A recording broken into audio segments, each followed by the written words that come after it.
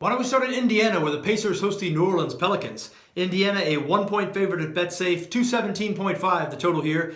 Now, the Pacers have been better than expected this season, but they're starting to cool off a bit. They've lost 2 straight games. They blew a 19-point lead in their last loss. That was Sunday against the New York Knicks.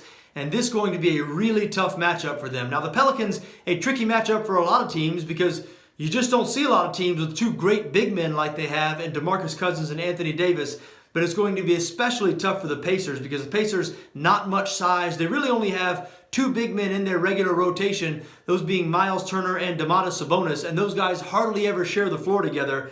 And so we've seen the Pacers struggle to defend elite big men so far this season. Kristaps Porzingis dropped 40 on them on Sunday, and about a week ago we saw Karl Anthony Towns with 28 on 12 of 17 shooting. So I expect both Cousins and Davis to have big games here. Of course, that's par for the course for this Pelicans team. Cousins averaging 28.6 points, 13.7 rebounds, 5.8 assists, 1.9 blocks this season. Davis right there with him, 27.4 points per game, 12.7 boards, and over 2 blocks per game.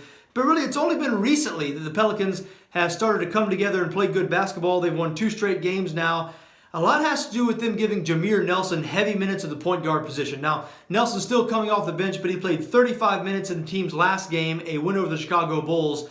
And that's important because you look at this Pelicans starting 5, really not a true point guard out there. Drew Holiday is not a true point guard, and so they run a lot of the offense through Cousins. And Cousins certainly an excellent facilitator. We mentioned averaging nearly 6 assists per game this season. But they need a point guard to properly spread that ball out and get both Cousins and Davis involved. And Nelson has done a good job of doing that. He'll have to hold down the fort until Rajon Rondo returns from injury. But again, you like what you see from the Pelicans here lately. Seems like they're figuring it out. And those 2 big men going to be a matchup headache for the Indiana Pacers. So I like the Pelicans to win this game. I'm on them on the money line. Moving on now to Utah, where the Jazz host the Philadelphia 76ers. Utah, a 7-point favorite at Betsafe, 205 the total in this one. And the Jazz have lost 2 straight to drop to 5-5 on the year, but they are great at home. 5-1 at home this season. They play that suffocating, smothering defense. They're 6th in the NBA in points allowed. And you know, I thought when they lost Gordon Hayward that their offense was going to sink down to the very bottom of the NBA, but that hasn't really happened. They're doing a nice job of keeping things afloat despite not having an elite offensive player. Ricky Rubio doing a great job of running the point. And they're facing a Philadelphia team here that does not defend very well. The Sixers have surrendered 105 points or more in 5 straight games. Now, they have won 4 straight games. However, they will be without their best player here as they're choosing to rest Joel Embiid on doctor's orders, I guess. You know, Embiid has not been injured, and he's been playing very well. He's averaging 20 and 10 this season. But I guess the Sixers are going to stick with their plan of not playing him every night and really watching his minutes.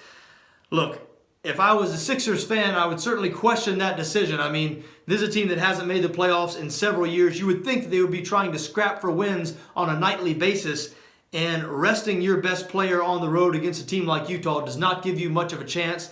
But I guess the Sixers playing the long game here. We'll see if it works out for them. Anyway, I do not like their chances without Joel Embiid on the road in Utah. I think the Jazz win this game and win it very comfortably. I think they're going to cover that 7-point number.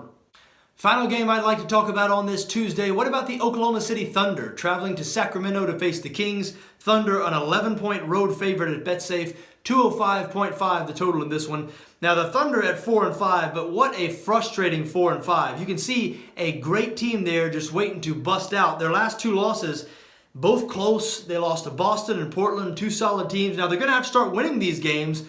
But still, when they lose, it's close, and when they win, it is big. All 4 of Oklahoma City's wins this season have come by 18 points or more, and they're facing a Sacramento team here that gets blown out all the time. The Kings just 1-8 on the season. 3 of their last 4 losses have come by 18 points or more. So look, you have a team here that's coming off a couple of close, frustrating losses, but extremely talented, and when they win big, that being the Oklahoma City Thunder, facing a sad sack team that has lost 7 straight games, can't score. I mean, Sacramento in their last 4 games, they're averaging only 87.7 points per game. So I don't think the Kings have any chance here. I do not think this game is going to be competitive. Expect a lot of garbage time in the 4th quarter. I like Oklahoma City big. Think the Thunder cover that 11-point number. There you have it, folks. Those are my thoughts on this Tuesday, November the 7th. I wish you best of luck no matter what you decide to do on this Tuesday, just so long as your interests don't conflict with my interests. For Betsafe, I'm John Arnette.